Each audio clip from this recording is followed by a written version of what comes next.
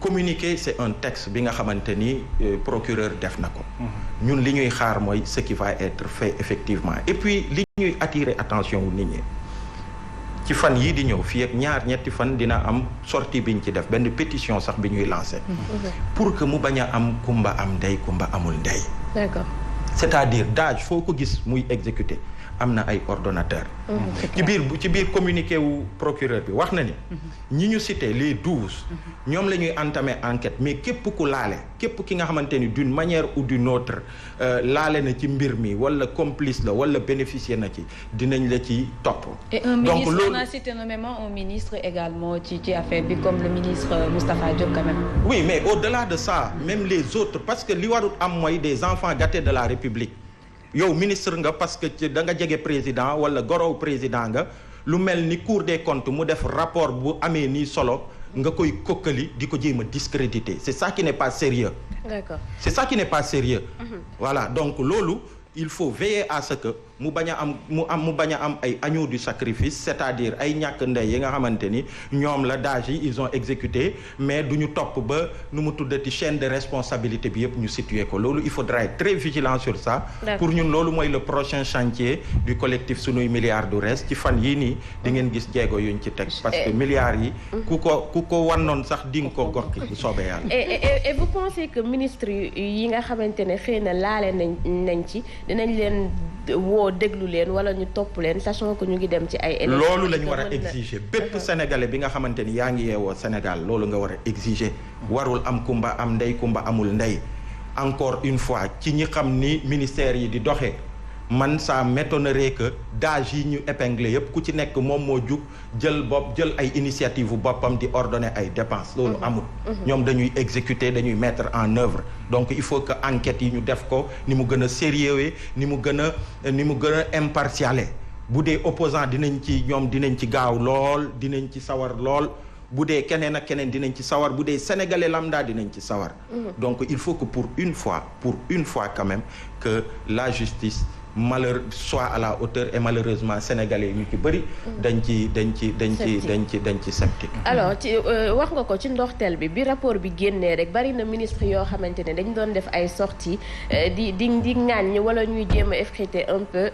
ñi nga xamante ne ñoom ñoo def liggéey boobule et ñu gis également pire encore ñoo xamante ne dañ doon minimiser même somme yi qui parlait de 6 milliards mel ni xëy na kuy wax. ñetti dërëm loolu déjà écarté nañ benn 19 milliards bi nga xam ne nee nañ non du ay dépenses liées au Covid mais 6 milliards mais pour man loolu yàpp pas amut loolu yàpp sénégalais yi la. parce que 6 milliards quand même du 6 000 francs bu doon 6 000 francs sax 6 000 francs au sénégalais yi nga xamante ni. dafa dem fi mu warut dem loolu dañ ko war a lijjanti waxatuma la nag 6 milliards. ci 6 milliards yi nga xamante ni dañu ko luubal ci contexte bi nga xamante ni am na ay sénégalais yu ñàkk seen bakkan parce que amul masque à gaz. ba pare ñu bëgg fi ñàkkal fayda 6 milliards. loolu pour man yàpp sénégalais yi la loolu première chose la deuxième chose man musuma gis ci réew ay ministre de la république un corps de contrôle boo xamante ni président de la république bi mu ñëwee moom moo ne corps de contrôle bi dafa am solo ci réew mi ak ni muy doxee ak xeex guerre ci réew mi ak luubal ak yenn yi mu ne da koy sax renforcer gën ko dooleel kooku def liggéey bi ni mel mu fësal ci benn rapport ministre de la république muy jéem a décrédibiliser une institution de la république moo waral boo xoolee bi manifestation wu le 30 décembre bi amee sénégalais yi ñoo jibal seen kaddu ne ñun ñooy doon rempartu Cour des comptes bu dee ministres yi ñoom institution yi ñu doon dañuy décrédibiliser benn institution de la république ñun ñooy ñi nga xamante ni ñun citoyens ñun ñooy protéger dooleel Cour des comptes parce que magistrats yi fa nekk mais ministres yi ndax ils n'ont pas suivi l'exemple bu ñu gisee ni quelques années auparavant président Macky Sall ci boppam bi mu jotee ay rapport maanaam liggéey boo xamante ne def nañ ko ba noppi moom dafa ne sama conc moom laa ciy teg. ah mais justement loolu la loolu kay moom loolu la c'est ça veut tout dire ça veut tout dire et malheureusement loolu mooy expliquer yu ci bëri quoi loolu mooy expliquer ñàkk kóolute ak rupture de confiance bi am entre citoyens yi ak ñi leen jiite gouvernement bi et puis le président de la République la parole présidentielle parce que boo xam ma ñun dañu gëm ni président Macky Sall bokk na ci li gën a tax sénégalais yi fal ko en 2012 bi muy ñëw mooy fexe ba réconcilier politique bi ak citoyens yi jéem a indi yenn valeurs yi jéem a teg instruments yi nga xamante ni mal gouvernance bi daf fi wàññeeku ak yeneen parce que li gën a tax sénégalais yi sanctionné nguur bu jiitu nguuru Macky Sall yooyu la woon donc du coup mu ñëw mu am yu bëri yi nga xamante ni annoncé na ko ci ay kaddu mais boo xoolee ci jëf dafa compliqué non seulement corps de contrôle yi dañ leen gën a ñàkkal fayda la dame de l'OFNAC à l'époque day def rapport am buggu un simple rendez-vous ak président de la République pour jébbal ko rapport ne ko liggéey biñ ma santoon mu ngi nii ñii ak ñii lañ ci épinglé mais day daw derrière lui pendant près d'1 an et au même moment président de la République mu ngi recevoir ay militants wu Benno Bokk Yaakaar au palais di def ay meeting au palais mais loolu tey après boo yëgee ni Sénégal ci indice de perception wu corruption ak yooyu mu ngi ci yenn rang yi warul jaaxal kenn alors docteur foofu laa bëgg a ñëwee ak yow sax muy le Sénégal de la mauvaise gestion tabbi ci lu nga xam ne mooy ci zone rouge ba léegi en tout cas indice de perception de la corruption bu 2022 Transparency International Sénégal jël ci 46 ba léegi te yàgg fa lool sax wala yàgg ci diggante boobu en tout cas alors c'est quoi le problème véritablement ba Sénégal mënta génn ci zone rouge bu indice de perception de la corruption en fait ñun dañu amul culture de sanction c'est-à-dire que fii duñu sanctionner kenn bon xëy na boo nekkul ci pouvoir bi mais d'habitude Alioune mi ngi koy wax léegi dame bi ñu ko nekk OFNAC amoon problème pour président dafa waxoon en 2012 créé pour ñoom la mais OFNAC pour ñun la mais depuis 10 ans de gouvernance sénégalais yi xam nga perception moom moo extraordinaire parce que muy politique muy lépp du nga doon lu la nit ñi jàppee la tout à fait te fii damay wax souvent dans les normes ministre yi dañuy fayeeku bariwul par rapport ak ñeneen ñi dañuy fayeeku c'est-à-dire que ñu ne ci Thiès ñoo xaw a ëpp salaire mais boo xoolee seen train de vie day mën a jënd 100 fois ñeneen ñi ça pose problème parce que fii les gens savent que amu ci kenn koo xamante ne sa train de vie mën na justifier sa salaire mën na justifier sa train de vie donc loolu rek perception boobu rek mooy wane ni am na loo xamante ni yaa ngi fay amee xaalis te loolu ci yan lay jógee ci ay marché ci comme ni mu génnee ci Covid bi mais bu ñu gisee ni depuis 2012 amul sanction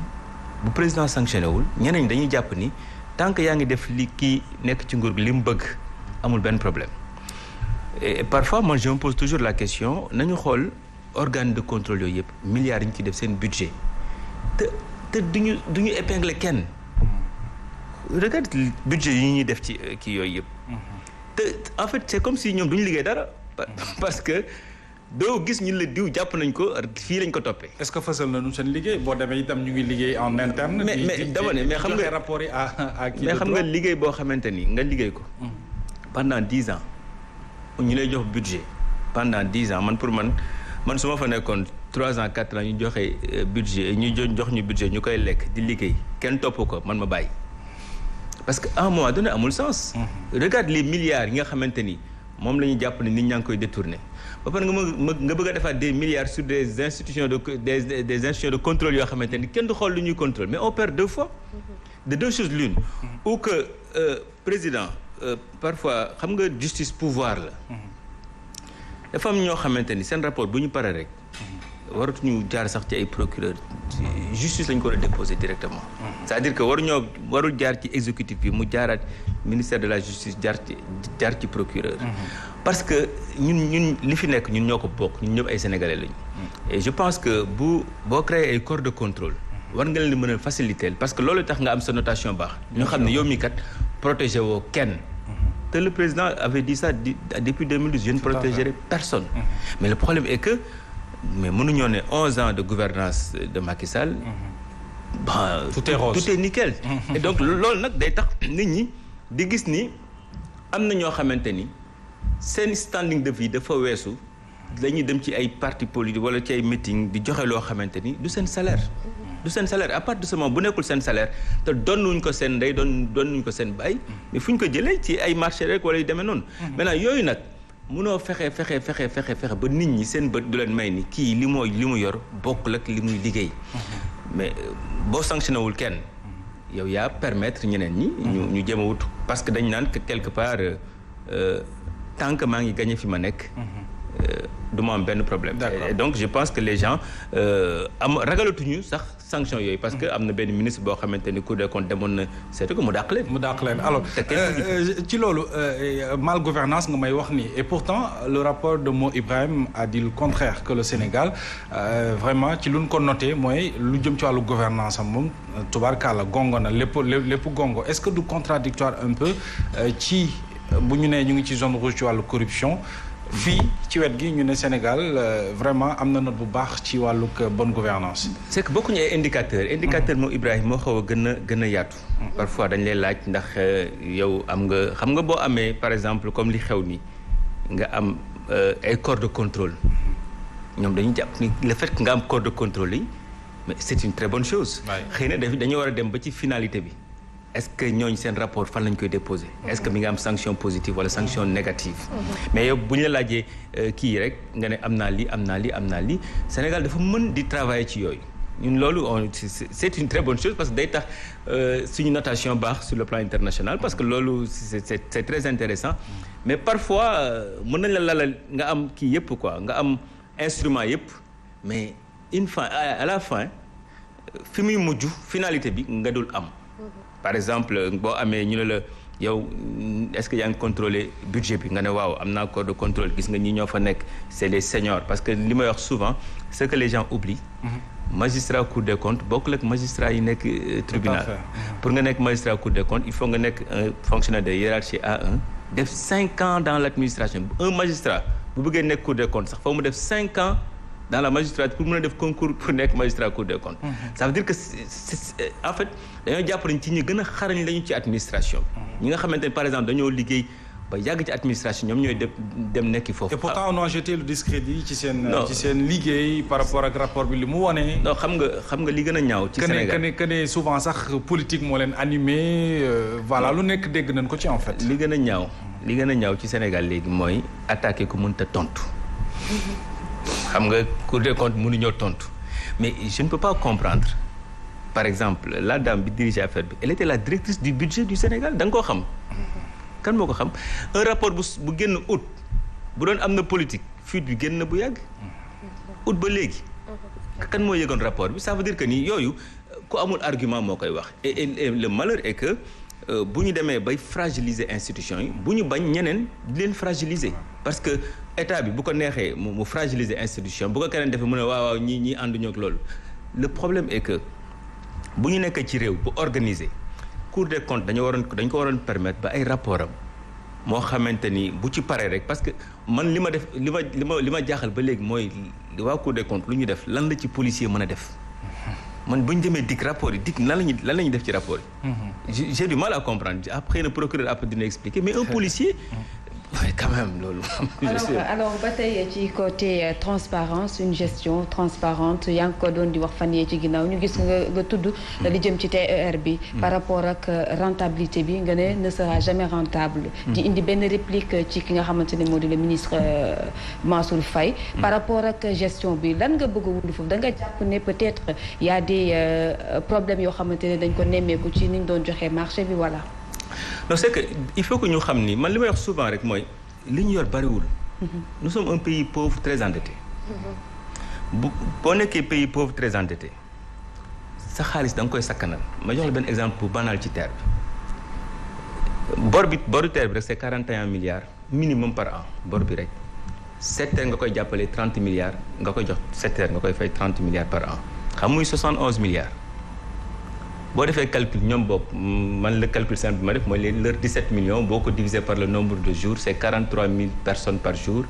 Et je dis que ñi koy jël aller ñoo koy jël retour tu divises 46 000 par 2 ça donne 23 000. day mel ni nga jël 23 000 nga def ci ñoom nga subventionné leen 70 milliards. xam nga les 590 000 familles les plus pauvres une famille c'est 10 personnes donc les 5 900 000 les plus pauvres xam nga ñaata la leen jàppale ci at mi passé ñoom ñëpp 40 milliards. 23 000 personnes fi nga bëgg leen jàppale plus de 70 milliards loolu amul sens boo yoree réew mu néew doole doo def dépense boo xamante ni da nga koy dugal foo xamante ni day mel ni dafa li ñu woowee superficie da nga fay dugal xaalis rek te du la jural dara. Sénégal je dis soxla nañu ay transport de masse mais pas n'importe quel prix parce que terre bi dañuy jàpp ni bu ñu demee ba ci kanam dina rentable mais li ñu xamul mooy machine la bu ñu demee ba ci kanam paan yi day bëri.